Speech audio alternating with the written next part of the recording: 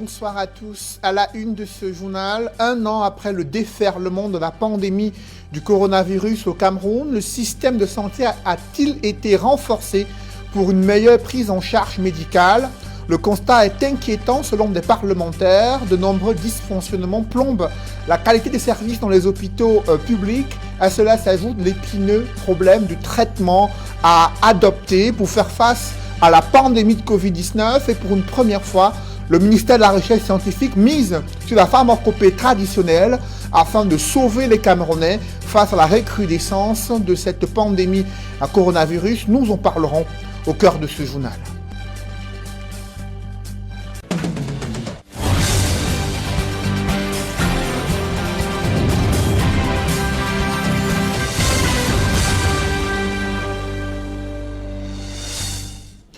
Merci de suivre cette édition complète de l'information sur Equinox Télévision. L'insécurité qui prend de l'ampleur en Konsamba dans le département du Mungo. Après plusieurs cambriolages, braquages et vols à main armée dans cette ville, la compagnie de gendarmerie du Mungo Nord, à travers une opération Konsamba Clean, vient de récupérer un important butin. Il s'agit des motos, des appareils électroniques, des machines également à café et d'autres objets volés auprès des populations. 6 présumés malfrats ont été mis aux arrêts. Le récit des faits avec Cyril Djemba et Sylvestre Hippolyte Zangaou. Des habitants de la ville de Nkonsamba envahissent l'enceinte de la compagnie de gendarmerie du Mungo Nord. Facture en main pour plusieurs d'entre eux, ils sont venus récupérer des objets qui leur ont été volés. Un gang de 6 présumés malfrats a été neutralisé par le commandant Fritz Mebwins et ses hommes qui ont mené l'opération Konsamba propre, instruite par le préfet du département du Mungo. Nous avons lancé l'opération Konsamba Clean phase 1, qui consistait à faire des patrouilles dans les véhicules banalisés entre 20h et minuit, et de minuit à 6h, donner l'assaut dans des maisons que nous avons déjà localisées à l'avance, et bouclage et puis interpellation des suspects et récupération du matériel technique. Alors devant vous, le bilan il est clair. Nous avons réussi à mettre en mal ces gangs de bandits qui sévissaient déjà suffisamment dans nos villes. Des motos, des appareils électroniques, des dynamos et moteurs pour machines à café. Le butin est important. Ceux qui sont à l'origine du vol de ces objets n'ont rien laissé passer qui se présentait à leurs yeux. Le département du Mungo doit être nettoyé des malfrats, soutient le préfet Yves Bertrand Diana, qui se réjouit de ce coup de filet. Nous félicitons la compagnie de gendarmerie Mungo Nord et tout le groupement et nous remercions la collaboration des populations que nous invitons une fois de plus à adhérer à cette lutte que nous avons engagée pour que nos villes retrouvent la tranquillité et le calme. Les populations sont invitées à collaborer davantage en dénonçant tout acte suspect dans leur entourage. Un an après la survenance de la pandémie de coronavirus au Cameroun, les hôpitaux publics font face à de nombreux dysfonctionnements. C'est le constat que font des parlementaires en visite dans certaines formations sanitaires à Douala. Il en ressort l'insuffisance du plateau technique, l'indisponibilité des ressources humaines qualifiées et ressources financières conséquentes pour faire face à une prise en charge médicale de plus en plus sollicitée par de nombreux malades. Reportage avec Warren Zede et Donald Brice Kamgan. Comment les dotations reçues par les hôpitaux de Douala dans le cadre du plan d'urgence triennal ont été utilisées? Quels sont les besoins aujourd'hui? 2 questions guides pour le groupe de parlementaires qui sillonnent ces formations sanitaires. Nous avons par exemple été à l'hôpital général qui dispose d'un service d'oncologie, de radiothérapie pour traiter les cancers. Rendu aujourd'hui à une situation dramatique qui est laquelle? La bombe à cobalt qui est là-bas est pratiquement en fin de potentiel. Et très bientôt, si rien n'est fait, cette structure d'oncologie va être arrêtée. Et si elle est arrêtée, c'est autant de malades du cancer qui sont en forte difficulté et qui risquent de perdre leur vie. À l'hôpital La Kentini, le service de la maternité qui exprime un besoin de 20 couveuses n'en dispose que 10. Un déficit tout aussi préoccupant pour la formation sanitaire et les usagers qui la sollicitent. Les besoins réels de cette unité de pédiatrie sont de à peu près 20 couveuses. Il n'y en a que 10 pour le moment. Et donc, c'est des situations qui sont préoccupantes et qui méritent d'être adressées. Sur la crise constante des kits de dialyse, elle est due au fait que seul l'hôpital général de Douala dispose d'un centre pour l'instant pour toute la capitale économique. C'est également un centre d'intérêt pour les élus. Le ministre de la Santé qui est venu à l'Assemblée nationale a été questionné là-dessus, nous a rassuré que cette situation a été stabilisée et donc il est normal, vous savez on est en période de Covid. Les approvisionnements sont relativement difficiles pour tout, même pour les pièces détachées des véhicules, encore plus pour des réactifs médicaux. L'hôpital Akintini devrait voir l'inauguration dans les prochains jours de son centre d'hémodialyse ainsi que d'un centre de production d'oxygène. Une réponse aux tensions souvent vécues avec des manifestations des insuffisants rénaux, avance le ministère de la Santé publique. À la suite de cette descente demandée par le bureau de l'Assemblée nationale, l'équipe des députés qui a été à l'hôpital général de Douala, à l'hôpital gynéco-obstétrique et pédiatrique ainsi qu'à la Kentini remettra son rapport au président de la Chambre. Malgré la résurgence de la pandémie de Covid-19 au Cameroun, il est observé une chute des ventes des masques barrières, des masques de protection et gel hydroalcoolique, un désintérêt des Camerounais perceptible à travers cette chute des ventes de ces outils importants pour respecter les mesures barrières. Des commerçants ont vu le chiffre d'affaires dégringoler et exhortent les pouvoirs publics à davantage conscientiser les Camerounais sur l'enjeu du port du masque, enjeu du port systématique du masque et le pouvoir utiliser le gel hydroalcoolique afin de se laver les mains. D'autres précisions avec Dallas Kana et Isabelle Carole Zoupet. Gansi Alfred est fabricant de cache-nez au marché Congo à Douala. Ces derniers mois, ce père de famille peine à joindre les deux bouts en raison de l'activité qui tourne au ralenti. En effet, le relâchement observé dans les mesures barrières, malgré la résurgence de la pandémie de Covid-19, a entraîné la rareté de la clientèle. Oui, aujourd'hui, le marché de la vente de cache-nez a baissé vraiment parce que les Camerounais, avant l'année passée, ils achetaient en gros. Mais cette année, les Camerounais achètent qu'en détail. La baisse de la production des masques a contraint ces fabricants à réduire considérablement les prix. Mais l'heure n'est toujours pas aux bonnes affaires. Le prix a totalement baissé. Le prix a tellement baissé. Vous voyez qu'on vend un cache-nez déjà fabriqué comme ça à 250 francs la pièce. L'année passée, on pouvait le vendre à 1000 francs. On vendait à 1000 francs. On s'en sortait bien. Aujourd'hui, ça nous pénalise parce que le prix de tissu n'a pas baissé dans le marché. D'un vendeur à un autre, les plaintes sont les mêmes. L'année passée avec l'affluence, là, on pouvait vendre 250 pièces. Mais maintenant, là, avec la baisse, il faut les 50 pièces, la majorité, les 1 pièce. Donc, c'est pas évident maintenant. D'ailleurs, dans les rues, les commerçants de cache-nez et de gel hydroalcoolique se font de plus en plus rares. Rostan Lancy a dû abandonner l'activité de vente de gel hydroalcoolique pour se livrer à autre chose, pour les mêmes raisons.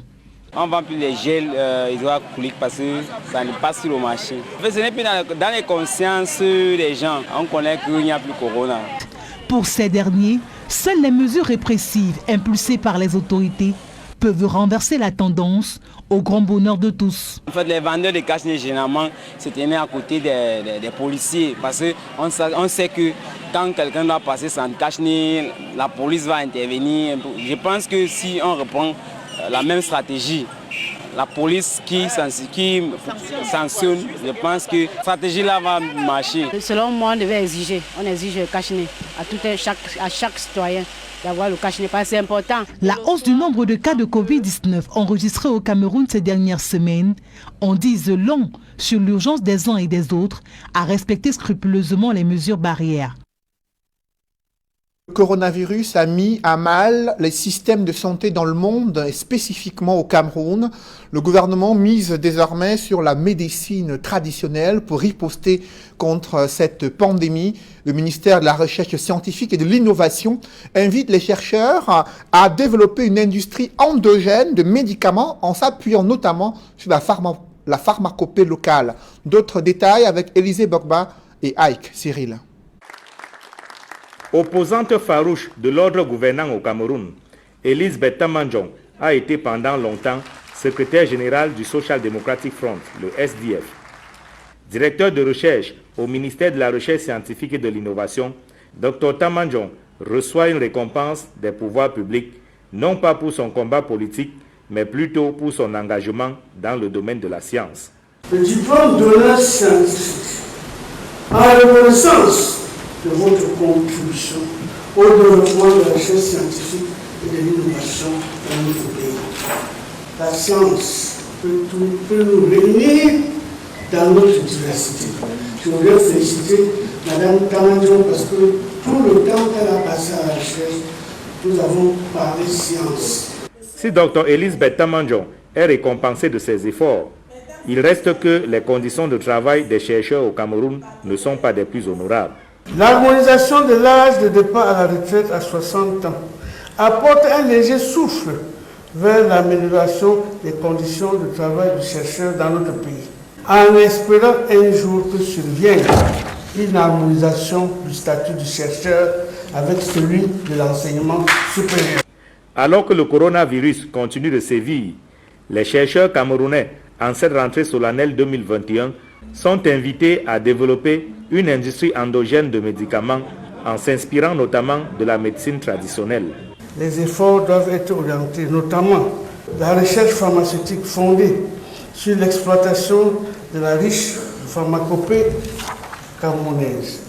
La capacitation du Cameroun à développer une industrie endogène du médicament fondée sur l'encadrement et l'accompagnement de la médecine alternative pour l'exploitation de la riche pharmacopée nationale. L'objectif à terme étant de bâtir une médecine camerounaise à l'instar de la médecine chinoise. La pandémie du coronavirus ayant mis en difficulté le système de santé conventionnel de nombreux pays, les pouvoirs publics au Cameroun, par la voie du MINRESI, misent désormais sur la pharmacopée locale. Que les tradithérapeutes qui travaillent encore en autarcie se joignent à la démarche dans le cadre de la nécessaire mutualisation des efforts visant le développement d'un traitement endogène contre la pandémie à coronavirus. D'où la nécessité d'envisager la culture à grande échelle des espèces de plantes médicinales par les opérateurs privés. Quelques tradis praticiens ont pris part en guest star à la rentrée scientifique du MINRESI à Yaoundé. Une 8e édition placée sous le thème « Recherche scientifique et riposte endogène aux maladies émergentes et réémergentes, défis et perspectives ». La question de la représentativité des femmes dans les instances dirigeantes pose problème au Cameroun. Face à la faible implication des femmes dans certains secteurs clés, ONU Femmes et l'Institut national de la statistique réfléchissent sur une meilleure approche de l'intégration du genre dans la stratégie de développement du Cameroun. Compte rendu, Nadine Yambou. Cameroun, la représentativité des femmes dans les hautes sphères de décision et réalisation des projets d'envergure demeure faible. Selon l'Institut national de la statistique, seule une dizaine de femmes sont membres du gouvernement. Dans le commandement territorial, environ 3% de femmes sont préfets. Des chiffres bien en deçà des 30% annoncés par le chef de l'État. Si nous prenons au niveau donc, du commandement, nous avons environ 3% de femmes préfets, également environ 3% aussi de femmes sous-préfets. Ça veut dire qu'il y a quelque chose qu'il faudrait faire à ce niveau pour rehausser. Déjà le niveau qui avait été déjà établi par le chef d'État, à savoir au moins 30% de femmes. Dans les postes électifs, parmi les sénateurs, 30% de femmes sont élues. Aucune femme n'est maire de ville. Et dans les communes d'arrondissement, on enregistre 8,1% de femmes. Cependant, à l'Assemblée nationale et dans le monde des affaires, on observe une légère progression. Avec la nouvelle loi statistique promulguée par le chef de l'État en 2020, ONU Femmes et des experts de la statistique interpellent le gouvernement sur l'intégration de la dimension genre dans la stratégie et l'élaboration des plans d'action pour un développement durable. Il y a une sous-représentativité des femmes dans le corps de la statistique, le corps des statistiques. Vous avez peut-être regardé le profil des participants. Vous voyez, c'est davantage masculinisé que féminisé. Est-ce que c'est lié à la faible capacité des femmes à pouvoir embrasser ces métiers-là? Donc, tout ça, ce sont des éléments qui doivent être adressés dans le cadre de cette nouvelle stratégie pour que, au cours des 5 années à venir, le Cameroun soit positionné comme l'un des pays phares en matière de production, diffusion, utilisation et vulgarisation des statistiques de genre et des statistiques sur l'égalité des sexes. Si on veut mettre en place des politiques qui sont justes et équitables et qui puissent bénéficier aux hommes et aux femmes, dans toutes les composantes de la société, il faudrait tenir compte déjà au niveau des politiques publiques que le genre soit pris en compte dans les plans, les programmes sectoriels de tous les départements ministériels. À l'initiative d'ONU Femmes et l'Institut national de la statistique, des membres de la société civile, acteurs impliqués dans la promotion du genre, sont réunis à Douala afin de réfléchir sur une meilleure stratégie d'implication des hommes et des femmes dans les instances de décision. Coup de projecteur ce soir sur les chemins escarpés qu'empruntent des jeunes aquaculteurs à Yabassi dans le département du Cam. Hervé, 26 ans, produit du poisson à son domicile. Après une formation à l'Institut des sciences halieutiques, il envisageait de porter sa production à l'échelle industrielle. Faute de moyens d'accompagnement des pouvoirs publics, sa production reste artisanale et ses moyens insuffisants pour développer ses activités. C'est le constat que font nos reporters de retour de Yabassi, Cédric Chouna et Donald Brice Kamgan.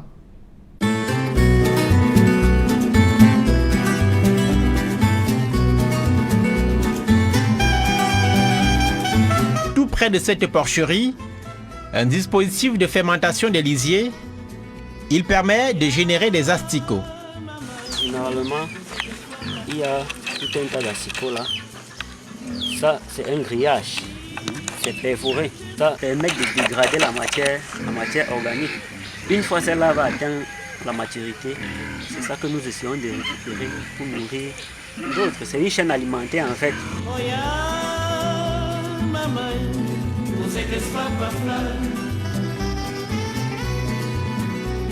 Ces asticots sont récupérés et servent à l'alimentation des alevins. Il y en a près de 7000 à l'alevinage tout à côté. Si l'alimentation de ces futurs poissons ne se fait pas grâce aux asticots, elle peut également se faire au moyen des déchets de poissons fumés. Donc je suis en train de vouloir recycler pour nourrir les autres poissons avec. Dans l'un ou l'autre cas, l'objectif est le même. Elle tente ainsi de réduire les coûts de l'alimentation. Pour environ 20 000 alevins à produire, le jeune aquaculteur doit dépenser jusqu'à 400 000 francs CFA par cycle de production de 3 mois pour l'alimentation uniquement. Après 3 mois, les alevins sont transférés vers les étangs où l'entrepreneur nous conduit.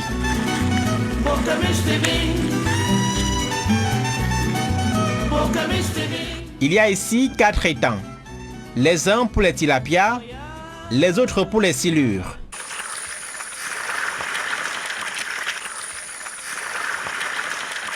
Cette phase, c'est celle du grossissement.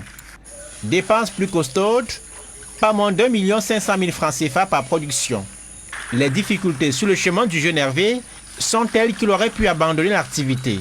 Tenez, en octobre de l'année dernière, des bandits font irruption dans ces étangs et profitant de l'absence d'une barrière de sécurité, ils emportent toute sa production. Une perte sur le coup de 2 millions de francs CFA. Hervé a failli se décourager et laisser tout tomber. En réalité, moi, ce que je pense comme type de barrière ici, c'est une clôture en grillage, d'une hauteur d'au moins 2 mètres. À côté de cette clôture en grillage, j'ai pensé que je peux mettre à l'intérieur un chien de garde. Je crois que ça peut faire l'affaire. Maintenant, en termes de moyens, nous sommes comme ça sur une surface. J'ai dimensionné la surface. C'est une surface de pratiquement demi-hectare. Et j'ai pensé que si j'ai calculé, ça m'a donné un montant de 2 300 000 pour pouvoir sécuriser le site total. Autre défi, celui du renforcement de ses capacités de production. Sa production actuelle est de 450 à 500 kg de poissons par an, une capacité bien en deçà de ce que son exploitation est à même de fournir. Concernant la production, les étangs dont vous voyez là ont la capacité de produire au minimum 1 à 2 tonnes chaque mois, si les moyens sont réunis. Mais c'est vide parce qu'il n'y a pas effectivement les moyens. Bon, je peux produire, comme je vous le dis, en faisant juste la règle de 3, vous allez comprendre quelle quantité nous sommes capables de produire en un an. À raison de 2 tonnes par mois, le jeune ingénieur est en mesure de produire 24 tonnes de poissons l'année, d'après ses estimations. Mais à condition de maîtriser les coûts de production également, car l'un des obstacles dans le département du Cam, c'est l'instabilité de l'alimentation en énergie électrique. À notre passage, ce jour-là par exemple, il n'y a pas de courant. C'est un groupe électrogène qui assure. Incontournable pour tirer de l'eau du puits vers les bacs, mais tout cela coûte. Ça augmente considérablement les coûts de production. Considérablement. Oui. Déjà une journée seulement de coupure, c'est 10 litres de carburant qui peut fonctionner. Et tout ça parce qu'on essaie même de jongler de temps en temps. Et une fois qu'on va augmenter les bacs là-bas, ça va également augmenter. Ce projet est une initiative lancée à partir de ses fonds personnels. Hervé dit n'avoir jamais bénéficié du moindre appui des pouvoirs publics. Ingénieur des travaux à Lyotte, Hervé Takou, 26 ans, est inscrit en Master 2 à l'Institut des sciences halieutiques de Yabassi. Sa principale ambition, produire en quantité afin de satisfaire la forte demande nationale dans le secteur. Devant la multiplication des cas d'accidents mortels et autres catastrophes dans le département de la Menoire, où en est-on avec le projet d'installation d'une unité de sapeurs-pompiers? Les populations tirent la sonnette d'alarme au regard des situations de détresse dans lesquelles elles se retrouvent au quotidien, à la fois sur les routes, lors des incendies ou encore l'écroulement des immeubles dans la ville de Tian et dans d'autres localités situées dans le département de la Menoire, région de l'Ouest. On fait le point avec le Claire Tsakem. C'est une succession de faits et d'incendies qui plongent à chaque fois le département de la Menoire dans une consternation inouïe. Des accidents, des incendies, des catastrophes qui donnent aux populations l'impression d'être des laissés pour compte, sans aucune protection ou mesures de prévention de proximité. Il faut relever que le relief de Tian est essentiellement accidentel. Vous voyez, il varie entre les montagnes et les vallées. Le préfet Balungeli Bouné Confiance, qui aujourd'hui à la primature, le directeur du cabinet du Premier ministre, nous avait dit et que le président de la République a décidé d'ouvrir une unité de sapeurs-pompiers à Tian en début 2018.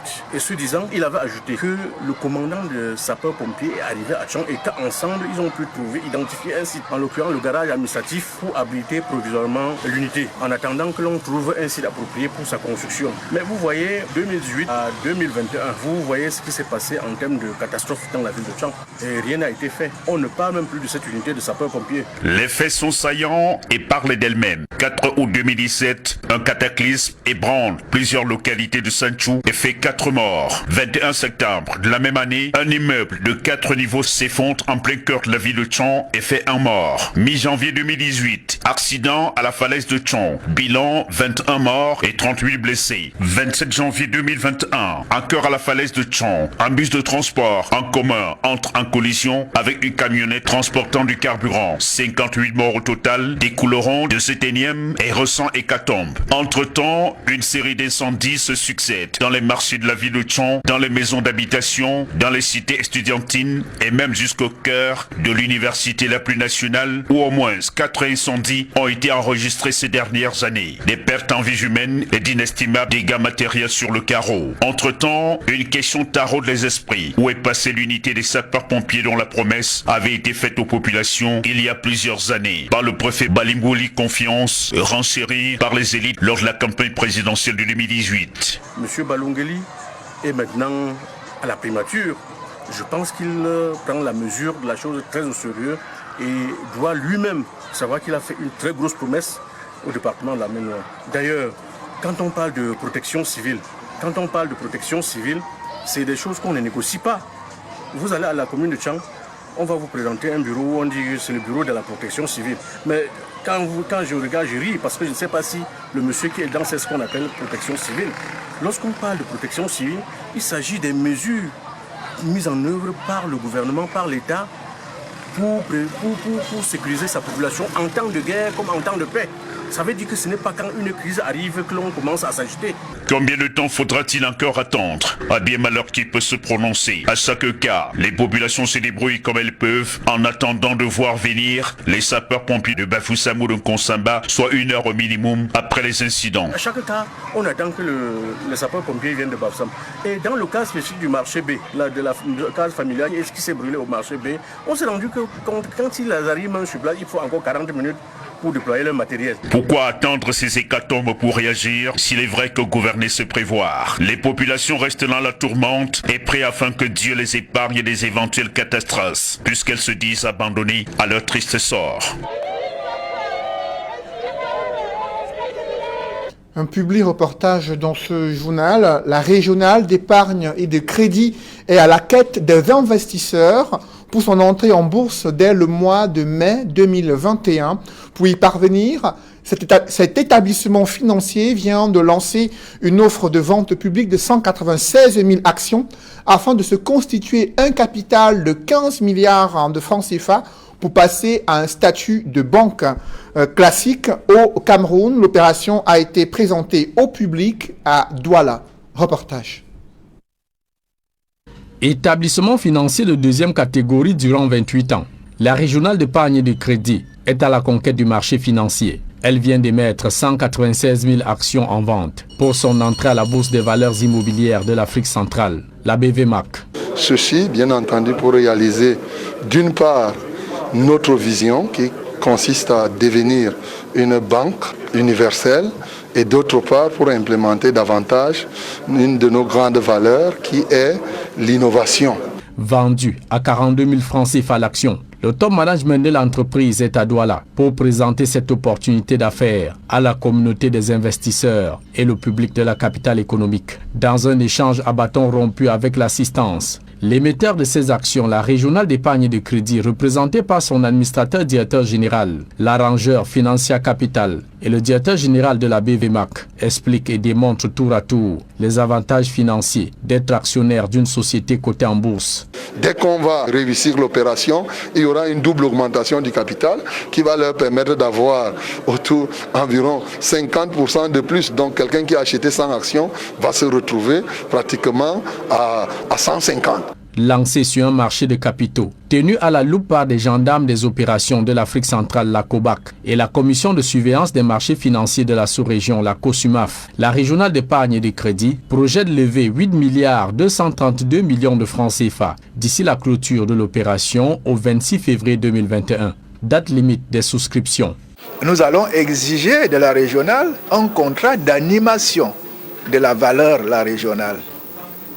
Ce contrat d'animation permettra que les opérations d'achat et de vente d'actions se déroulent sans qu'il y ait des délais trop longs, n'est-ce pas, pour les bénéficiaires. Sur les préoccupations des investisseurs et tout citoyen désiré d'acheter des actions, Financia Capital l'arrangeur, la BVMAC et la régionale d'épargne et de crédit rassurent surtout leurs futurs partenaires sur la sécurité, la garantie de la transparence de l'opération pour un risque minimisé dans le placement de leur argent. La régionale est un bon risque. Je ne suis pas sûr que dans les jours qui vont suivre, ils auront une opportunité comme celle-là en termes de rentabilité. Une fois les 8 milliards 232 millions de francs CFA mobilisés, la régionale d'épargne et de crédit portera son capital à plus de 15 milliards de francs CFA, passant ainsi de statut de microfinance à une banque universelle. Avec un portefeuille de 109 000 clients, 8 milliards de francs CFA de fonds propres, plus de 29 milliards de bilan et 1 milliard 300 millions de francs CFA de résultats nets, la régionale d'épargne et de crédit envisage, une fois cotée en bourse, tripler ses performances d'ici 2025. Mesdames, Messieurs, c'est la fin de ce journal. Merci de l'avoir suivi. Juste après cette édition de 20h, retrouvez Serge Alain Autou et ses invités pour le débrief du journal sur le plateau d'Equinox Soir. Serge Alain. Opération Konsamba Clean, les hommes du capitaine, le commandant de la compagnie de gendarmerie Mungo Nord, le capitaine Fritz Daniel Mebouin ont encore frappé. Et vous avez vu le butin qu'ils ont pu saisir après avoir mis la main sur des présumés malfrats qui, selon la compagnie de gendarmerie, s'émet la terreur depuis plusieurs mois dans la ville de Konsamba et ses environs, dans le département du Mungo. Et les populations sont venues nombreuses à la compagnie de gendarmerie munies des factures pour justifier l'utilisation ou la propriété d'un appareil électroménager. Et les populations ont constaté que les bandits ont tout emporté, même des objets intimes ont été dérobés. Ah oui, il n'y avait pas de facture. J'espère que cet appareil-là n'avait pas de facture. Il reste à savoir comment son propriétaire justifiera, bien sûr, l'appartenance à ce produit. Ce sera compliqué pour le capitaine Mebouin, surtout pour cet appareil-là que nous avons vu en image. Vous l'avez dit. Voilà, merci. Bonne soirée à vous, Cédric Nouffelé. Je vous souhaite une bonne soirée, Serge Alain. Rendez-vous demain 20h. Dans un instant, madame, monsieur, la suite. Et qu'il en soit.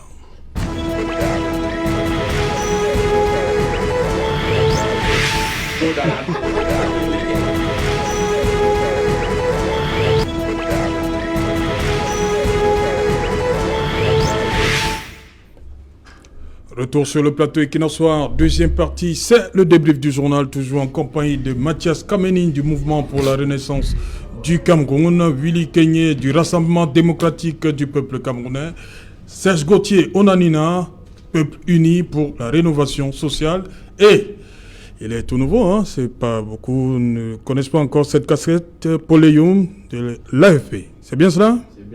On va s'habituer, on t'est habitué un temps au MRC, après c'est l'UDC, maintenant c'est bien. La vie c'est comme ça, c'est une mutation. Un bon joueur ne manque pas d'équipe.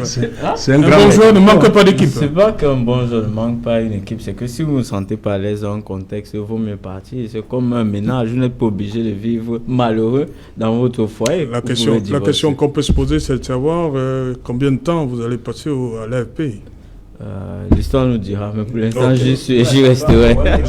Je reste avec vous, Poléum, le capitaine Fritz Daniel Mebouiz et ses hommes. Vous avez vu le butin dans le journal de Cédric Nouffelé tout à l'heure. Opération Konsamba Clean. Oui, le capitaine Fritz Daniel Mebouiz est un jeune capitaine, commandant de la compagnie de gendarmerie Mungo Nord, qui est un homme vraiment qui abat un énorme travail, un gigantesque travail. D'ailleurs, le préfet du Mungo n'a pas hésité à le féliciter pour son travail. Il a en plus, il y a quelques temps, mis la main sur un ancien militaire qui commettait des actes criminels de ce côté-là, grâce à l'opération Konsamba Clean, dont nous voyons la continuité à l'instant. Ouais. Je crois que c'est ce genre de modèle de fonctionnaire que nous devons encourager. C'est notre visage de la gendarmerie. Dans notre visage de la gendarmerie, surtout que plusieurs personnes rapportent qu'il a même été approché pour être corrompu, mais il n'a jamais accepté un franc. Ça veut dire que quand nous avons ce genre en plus, c'est un jeune. Un jeune. On a souvent dit des choses sur la jeunesse. Effectivement, on dit souvent sur la jeunesse. Mais voilà un jeune qui est un fonctionnaire, en plus connaissant que le corps de la police, la gendarmerie, est souvent cité parmi les corps les plus corrompus au Cameroun, mais qui montre il a résisté plusieurs fois à la tentation de la corruption surtout. Il faut le rappeler, il a résisté à l'image, il valorise la jeunesse et il montre qu'on peut faire confiance aux jeunes et même aux fonctionnaires. Et je crois qu'il faut féliciter cela. Je remercie Equinox pour ce reportage parce que c'est ça qui nous montre que la République est en train d'avancer avec une nouvelle jeunesse. Et c'est pour ça que Willy Kenyé doit comprendre qu'il peut organiser le congrès du RDPC,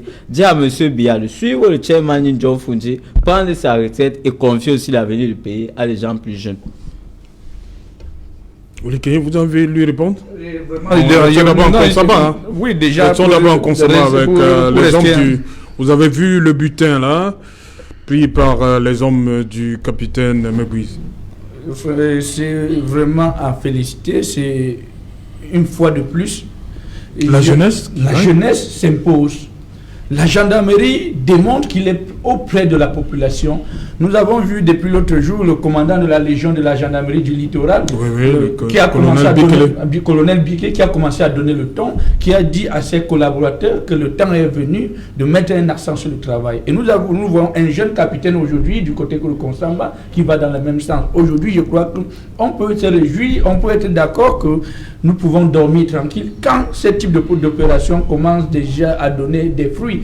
Et ce ne peut être que quelque chose de bien parce que, vous saviez, à partir du moment où la population commence à douter, ça peut poser un problème. Que ça une crise de confiance entre la population et les forces de défense. Je crois que ça vient. Mais là, on a vu la population qui est sortie pour... le capitaine a demandé d'apporter des factures. Je crois que chaque personne qui a au moins perdu des effets dans ce sens-là va venir se justifier. Et je crois qu'à partir... On a vu des motos qui ont été emportées. Je crois que ça va commencer à remettre la confiance au sein de la population, même au sein des mototaxis qui parlent de...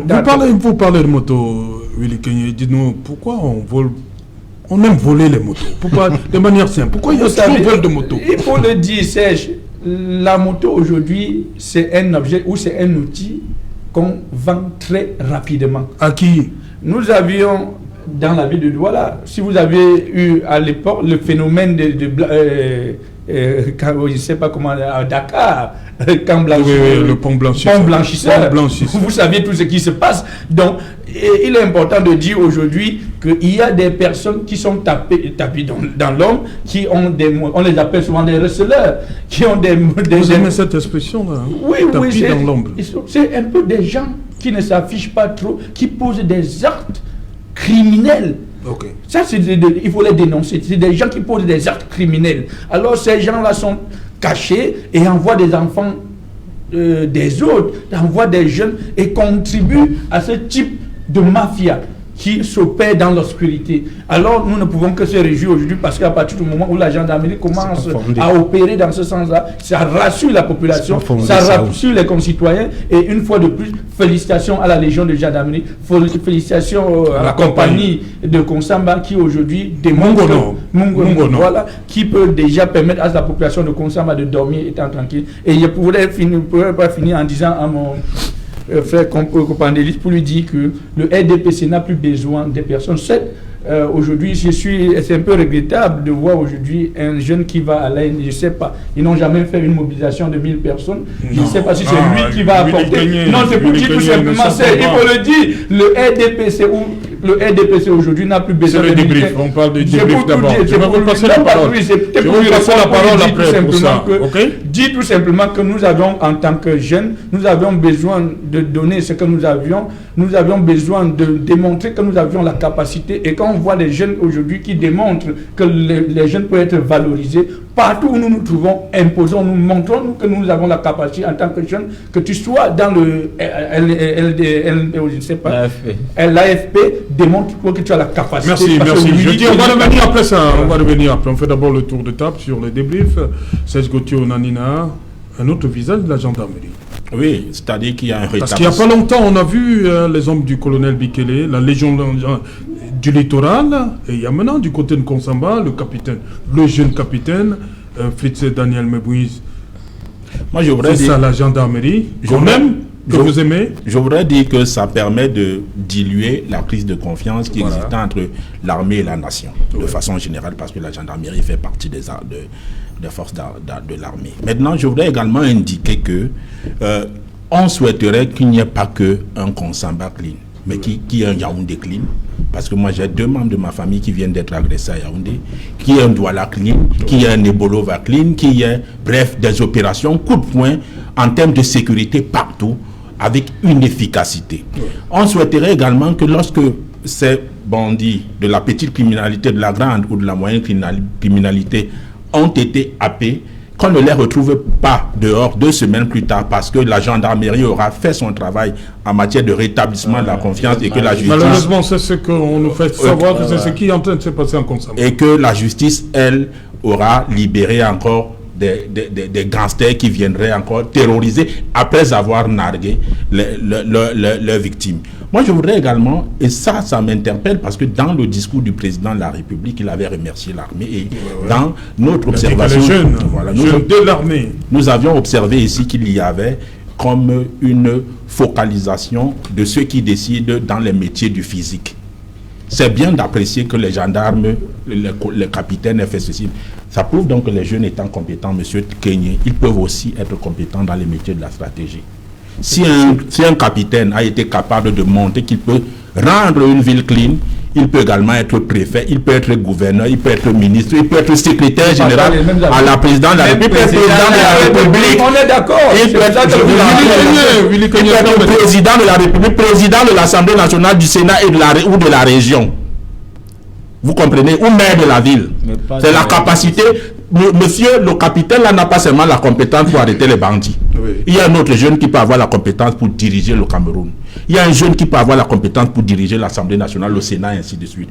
Ça, c'est là. Il faut également dire que pourquoi il y a la grande criminalité. C'est la conséquence et le résultat, le révélateur de l'échec du RDPC.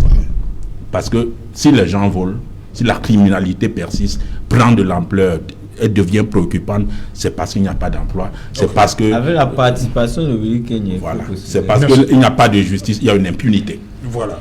Mathias Kameni, on termine avec vous sur cette opération Consambacline du capitaine Megouis. Oui, c'est un autre visage de la gendarmerie que nous voyons. Nous étions habitués à voir, n'est-ce pas, des tortionnaires, parce qu'il faut le dire, hein, surtout ceux qui sont au niveau du CED. Et lorsque vous entrez là-bas, même en jouissant de la présomption d'innocence, avant qu'on ne vous présente devant le juge, vous arrivez devant le juge étant cadavre. Donc ils vous ont broyé les côtes. Donc vous dites ça, c'est un autre visage, là, gendarmerie. Effectivement, les derniers cas, c'était le cas de notre premier vice-président, M. Mamadou Mokhtar, qui est entré là-bas et est sorti avec un bras cassé, le plâtre et tout. Donc, lorsque j'entends ça, ça me donne un peu de la friction. Parce que c'est ce que nous attendons, n'est-ce pas, de nos forces de l'ordre, de défense et de sécurité. Ce genre d'action. Parce que je peux, et moi, ici, n'est-ce pas, je félicite, n'est-ce pas, ce jeune capitaine. Je dis même qu'il mérite l'argent du contribuable. Là, nous pouvons débourser de l'argent sans des fausses. Parce qu'effectivement, il accomplit le devoir qui est le sien. Et c'est une très bonne chose. Monsieur Saint-Jalin Otou, je vais vous raconter une petite histoire. Une fois, juste après le marché d'Okpassi, aux environs de 19h, nous étions agressés là-bas. On a réussi à emporter le téléphone de mon ami avec qui j'étais. Je suis allé au niveau du commissariat de 14 parce qu'il y a un groupuscule de jeunes qui se place là, juste après, à côté du pont, aux environs de 19h, ils dépouillent tout le monde. Alors je suis allé au commissariat du 14e me plaindre. Et heureusement, ce jour, j'ai trouvé le commissaire lui-même en personne. Je me suis plaint et dit on vient de nous agresser. Et d'après les renseignements, on nous fait savoir qu'il y a un groupe des jeunes qui se mettent là, qui dépouillent tout le monde. Il me dit, et mon problème c'est quoi là-dedans? Tu viens te plaindre ici, va te plaindre au niveau du tribunal. Demande au magistrat pourquoi quand j'arrête un bandit, jamais là-bas, je tourne le dos, il le laisse. Mais c'est quand même horrible. On vous dit qu'il y a un groupe de personnes qui dépouillent des personnes à partir de 19h. Vous entendez sa réponse? J'étais très frustré. Mais c'est des gens qui absorbent l'argent du contribuable. Il doit rendre service à ce contribuable. Il doit rendre service aux populations, puisqu'il est là pour ça. Donc, vraiment, coup de chapeau à ce jeune capitaine. Vraiment, ça nous donne encore l'impression que il y a encore des personnes crédibles dans l'armée auxquelles on peut leur faire confiance. Il y a encore des jeunes qui peuvent faire beaucoup de choses pour ce pays. Et c'est pour nous l'occasion. Il ne faut pas jeter l'anathème sur l'armée, sur la police et sur la gendarmerie. Oui, mais vous savez, nous avions... Mais il y a des professionnels vous dans savez, la gendarmerie et la police. Mais vous savez, nous avions déjà été traumatisés au point où lorsque nous voyons la tenue là. Mais nous associons tous à ce... C'est une erreur. Mais c'est effectivement ce cas qui vient nous faire croire que c'est une erreur. Oui. Parce que quand on déploie une police pour venir traquer des personnes qui marchent à main nue, et que ces personnes se trouvent dans des commissariats, dans des brigades, dans des états critiques. Mais ce n'est pas un bon visage pour notre armée ou bien pour notre police. Okay. C'est ça que nous dénonçons. Nous disons qu'ils ont autre chose encore plus important que ça. Ok. Voilà. Merci Serge Gauthier Onanina. Vous, en première partie, il y a un téléspectateur qui a réagi par rapport à votre sortie. Vous avez dit que vous vous intéressez seulement au décès Covid du Cameroun, mais il fait comprendre qu'il y a aussi des Camerounais qui meurent. Willy Kenya a parlé des morts au Brésil, des morts aux États-Unis, et ce compatriote, depuis les États-Unis, fait comprendre qu'il y a des Camerounais qui meurent aussi là-bas. Alors, donc vous êtes concerné aussi. Il m'interpelle. Il y a des Camerounais qui meurent aux États-Unis et au Brésil. Je voudrais déjà saluer tous ces compatriotes qui nous regardent de l'étranger, du monde entier. Et je voudrais leur témoigner à la fois mon amitié et ma sympathie. Et me féliciter de ce que le cordon ombilical avec le pays ne soit pas rompu. Maintenant, je crois que j'ai été mal perçu et saisi dans ce que j'ai dit. J'ai dit, monsieur Kenyé a clairement indiqué que les gens meurent beaucoup là-bas. Donc là-bas, les gens meurent beaucoup par rapport au Cameroun. Et je lui ai dit, ce n'est pas parce que les gens meurent beaucoup ailleurs que chez moi, il doit y avoir des morts. Je n'ai pas banalisé le mort d'ailleurs. Donc c'est parce que le mort d'ailleurs aussi est une vie. Mais je dis que ce n'est pas parce que les gens meurent beaucoup que chez nous, le fait de mourir doit être une excuse. Donc je reprécise ma pensée et je crois que c'est ce que j'ai dit ici. Pas pour dire que nos compatriotes qui sont à l'étranger, leur vie ne valent rien du tout et que les autres vies humaines, parce que nous sommes dans une humanité, ne valent rien du tout. Mais je dis qu'on ne doit pas nous servir l'excuse de ce que les gens meurent trop ailleurs, sont trop morts de Covid ailleurs pour banaliser la quantité de morts. Si on n'est que mort 523, même si c'était 2, ça pouvait s'éviter. Si c'est à éviter, on doit le faire, on doit tout faire pour que ce soit évité et évitable. Même 0. C'est de ça qu'il est question. Donc, pour juste repréciser, en saluant, en remerciant ce téléspectateur qui nous fait l'amitié de nous regarder, de nous écouter. Voilà, c'est René Itamuna Bondima depuis York, en Pennsylvanie, qui intervient souvent dans ce programme. Pauléum, est-ce que lorsque vous regardez tout ce qu'il y a eu comme psychose dans la première vague, et ce qui se passe aujourd'hui, vous pensez que il n'y a pas un élément, les Camerounais, je vous ai posé la question, depuis le 30 avril, pour eux, quelque chose est passé? Parce que cette peur-là s'est estompée le 30 avril 2020. Tout à fait. On a pu constater d'ailleurs la fête, je mets ça entre guillemets, ce soir-là où les bars, j'ai vu même une vidéo sur les policiers, bon, eux ils faisaient le travail, ils rappelaient aux barman qu'ils peuvent ouvrir, mais les Camerounais, ils étaient en joie, ils allaient dans les lieux festifs, les bars, et bon, c'est normal, nous avons l'habitude de vivre comme ça, c'est pour ça que nous avons la crainte. Si la Covid arrive au Cameroun, c'est un pays où les gens aiment être beaucoup en joie, ils aiment bien s'amuser, surtout dans les grandes métropoles. Même si nous avons 2 régions, il ne faut jamais cesser de le rappeler, qui sont en crise sécuritaire actuellement. Donc les Camerounais, ils aiment bien ça. Donc du coup, le gouvernement leur a dit, voilà. Et d'ailleurs, je me rappelle, les camarades de M. Willy Kenya, va m'excuser, c'était une fois de plus, ce sont des camarades de conducteurs de moto? Non, camarades du RDPC. C'est pas parce que conducteur, il est d'abord du RDPC, monsieur. Donc, c'est un délit d'être du RDPC?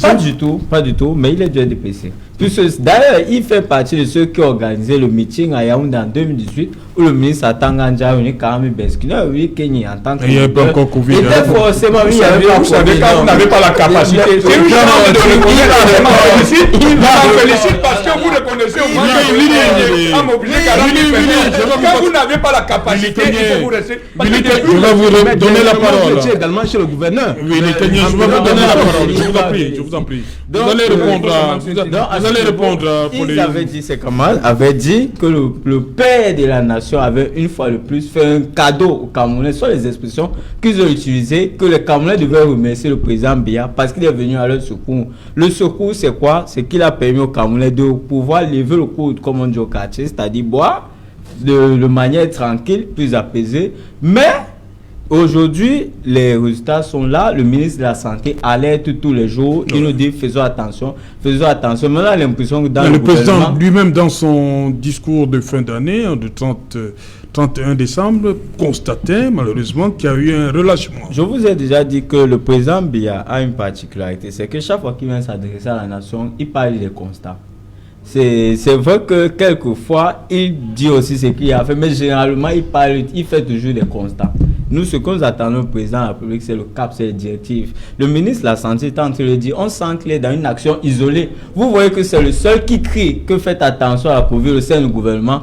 Tout le reste, chacun continue ses activités comme si de rien n'était. Et les Camerounais, depuis ce 30 mars, ont cru et continuent de croire. 30 avril, 2020, continuent de croire. Et parce que c'est construit, même au sein du discours du gouvernement, que le Cameroun a vaincu la Covid. Vous avez Monseigneur Cléda qui a mis sur pied une potion, mais le gouvernement n'est jamais venu nous dire officiellement si cette potion soigne vraiment la Covid, si elle ne la soigne pas, etc. C'est-à-dire, on ne comprend absolument rien. Et c'est pourquoi je dis qu'il va encore m'excuser, mais c'est le RDPC qui doit être plus responsable dans les démarches parce que ce sont les vies qui sont en jeu. Allez-y.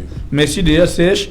Je crois que dans une situation comme la nôtre, il est... Non, permettez d'abord, je vous en prie. Excusez, on n'a pas fini de tout. Mathias Kameni.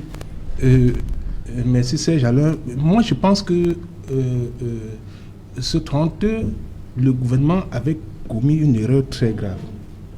Parce que relâcher les populations comme ça dans la nature, démontrer effectivement... Vous avez vu la pression, il y avait la pression aussi. Mais un gouvernement ne doit pas vivre sous la pression, Serge Alain. Un gouvernement doit être préventif. Donc, ça veut donc dire qu'ils ont cédé au caprice des populations qui a conduit tout le monde à l'abattoir. Et s'ils ont cédé, ça veut effectivement dire que c'est un gouvernement irresponsable. Donc le gouvernement ne doit pas écouter son peuple? Le gouvernement, il doit écouter en vertu de quoi? Il doit prendre les mesures qui s'imposent et les assumer.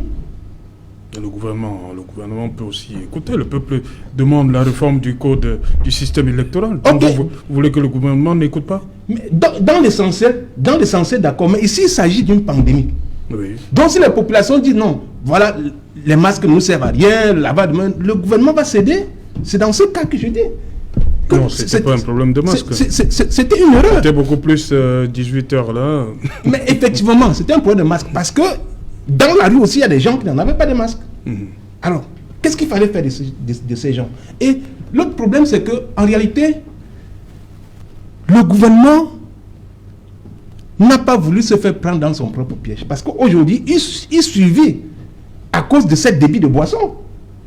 Puisque pour lui, il sait que quand le Camerounais boit, il est ivre, il n'entend plus rien, il ne comprend plus rien. Il n'est même plus compris. Il ne peut plus dire changer le code électoral. Il ne peut plus dire bien must go. Donc, pour eux, quand ils ont une occasion de faire boire les Camerounais, ils ne tiennent plus compte des conséquences. C'est le gouvernement qui fait boire les Camerounais? Mais s'ils décident que, à partir d'aujourd'hui, pour les raisons de sécurité, les bars seront fermés, personne ne peut les ouvrir. C'est le gouvernement qui fait passer les clients par la porte arrière. Mais monsieur Serge-Alain autour, tout ça passe par des sanctions. Si c'est lui qui vend, est franchement frappé, lui-même il va prendre des mesures. Il va dire que c'est vous qui pouvez aller me trahir. Ça, et pour terminer, moi je voudrais dire que ça dit le gouvernement ne fait pas sérieux, y compris monsieur Biya, parce que tu ne peux pas demander aux gens, mettez vos masques et toi-même tu ne mets pas. Lavez vos mains et toi-même tu... On n'a jamais vu monsieur Biya descendre dans la rue, laver les mains pour montrer les armes aux Camerounais. Vous n'avez jamais vu le président Biya avec le masque? Je n'ai jamais vu laver les mains. Un exemple en public pour dire aux Camerounais, ouvrez un robinet et lavez ses mains, dire aux Camerounais, lavons ensemble les mains pour éviter la Covid-19. Il n'a jamais pris son masque, il a dit aux Camerounais, regardez, me voici, le chef de l'État qui met les masques. Mettez les masques comme d'autres présidents ont fait. Il ne l'a jamais fait. Quel exemple veut-il donc donner aux Camerounais? Donc vous voulez d'abord voir un spot? Mais la sensibilisation doit venir du sommet. Du sommet. Parce qu'il y a des gens qui peuvent le faire, effectivement, parce qu'ils ont vu le président de la République le faire. Justement. Donc c'était aussi important. D'autres présidents qui le font ne sont pas aussi minables que M. Biya. On est d'accord. Donc comme il n'a donc pas fait, vous ne faites pas? Non, je dis, il doit donner un exemple à ces populations. Voilà. Lui-même, il doit d'abord commencer à donner l'exemple de sensibilisation. Merci Mathias. Comment Ali Bongo fait? Oui, merci Mathias. Allez-y donc, Willy Kenyé, vous vouliez répondre absolument à Paul Eyoum. Avant de répondre à Paul Eyoum, je veux dire les propos du MSC sur M. Kamini sur ce plateau, c'est des propos contradictoires par rapport au précédent. Parce que quand vous suivez leurs propos pendant la pandémie et ce qu'ils disent aujourd'hui, c'est contraire à ce que nous suivons aujourd'hui. Je veux vous rappeler, est-ce que vous saviez que le MSC a dit au peuple camerounais qu'on a pris les Camerounais en otage? Alors, c'est eux, voilà ce qu'il dit aujourd'hui, que M. Mbia a demandé aux Camerounais d'aller boire. C'est ce qu'il dit. C'est lui qui a ouvert les bars. Permettez. Alors que pendant que le gouvernement de la République, je vous ai suivi. Pendant que le gouvernement de la République avait pris des mesures demandant aux Camerounais de fermer les bars, vous aviez dit qu'on a pris les Camerounais en otage, il faut libérer les Camerounais, il faut... Même monsieur, je dis vous l'aviez dit jamais. Je vous le dis, vous l'aviez dit, vous l'avez fini les Camerounais. Le président de la République l'a fait. On a pris des mesures obligeant chaque Camerounais à avoir des masques. Nous avons vu les bars fermés. On a donné jusqu'à 18h. C'est vous qui avez fait des déclarations de ce que le président de la République ne respecte pas plus les concitoyens. Il faudrait qu'on libère les Camerounais. Les Camerounais sont pris en otage. Le gouvernement ne fait... Alors que le gouvernement a mis les moyens pour obliger chaque... Lequel? Permettez. Combien? On a mis, au-delà de ce qu'on a obligé chaque concitoyen à avoir les masques, le gouvernement a fait l'effort en ce qui le concerne de donner, de faire des dons, des masques à plusieurs Camerounais. On en a vu. Ailleurs, on a vu 500 milliards de bloqués. On a vu même le MS collecter l'argent des pauvres Camerounais pour donner quelques cartons de masques. On l'a vu. Oui, c'est important. Oui, parce que vous avez prélevé plus que 650 millions. Vous avez donné quelques masques. On a vu. Quelques masques sur l'ensemble du territoire. On a vu ce que vous aviez fait. Jusqu'aujourd'hui, vous n'aviez pas... Un concentrateur d'oxygène. Un concentrateur d'oxygène, c'est quelques masques. Vous n'arrivez pas à le dire. Vous avez parlé aujourd'hui quelque chose de cri. Et vous avez parlé de la police. Je ne pouvais pas laisser sans parler. La police nationale fait un travail énorme. On l'a vu.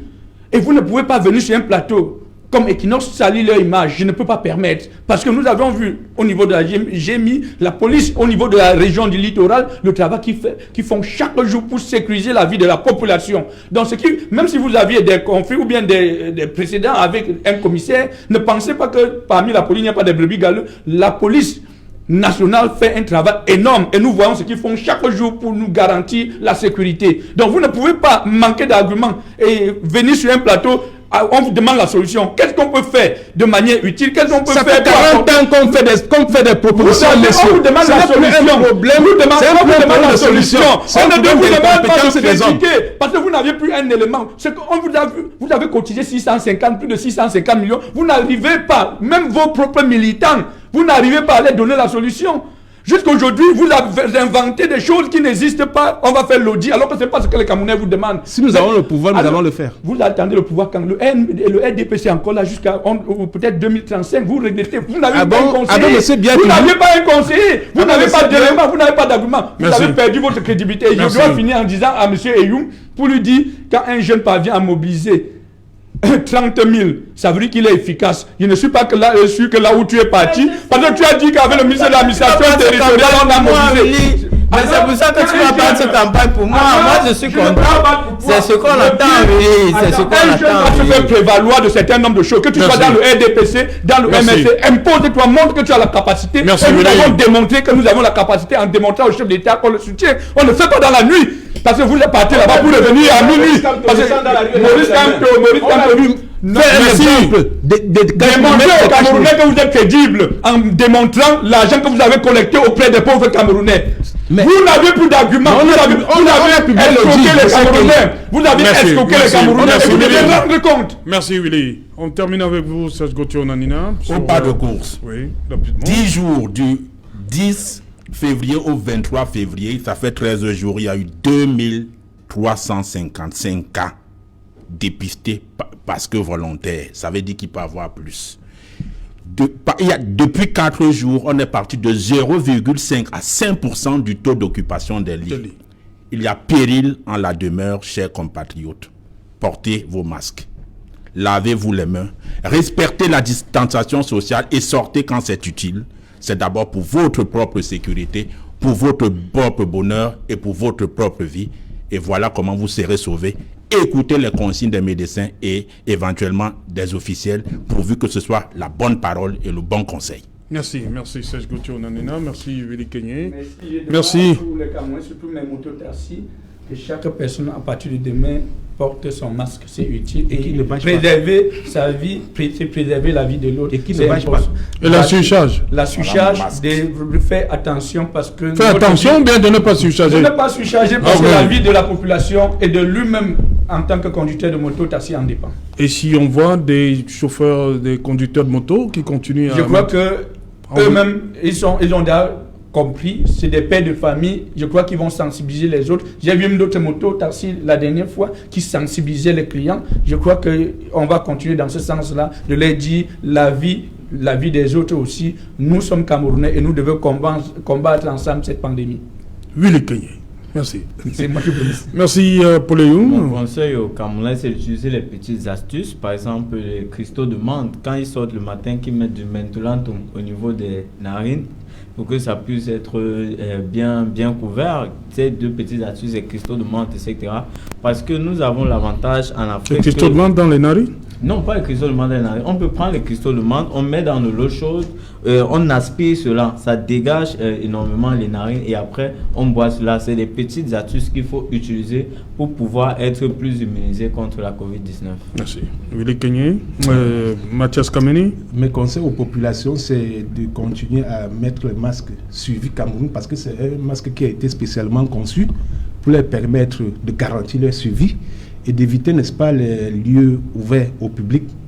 Donc, parce que notre suivi... Éviter les marchés, vous insistez sur les marchés? Oui, surtout les marchés. Les marchés, vous avez parlé de Dokoti aussi. Oui, effectivement, des marchés, des grands... Il faut éviter Dokoti? Oui, mais j'ai dit il faut sortir quand c'est utile. On ne peut pas l'éviter, mais il faut sortir quand c'est utile. Ok. Donc, voilà. Éviter les salles de fête. Parce que c'est des endroits qui sont aussi très contagieux. Voilà. Donc, surtout que ce n'est pas levé. Les meetings comme les meetings que le RDPC organise. Et merci. Nous sommes arrivés au terme. Je vous en prie. COVID-19. Merci Mathias. Nous sommes arrivés au terme de cette édition et qui n'en soit. Madame et messieurs, on se retrouve demain, 19h. Bonsoir, Konsamba.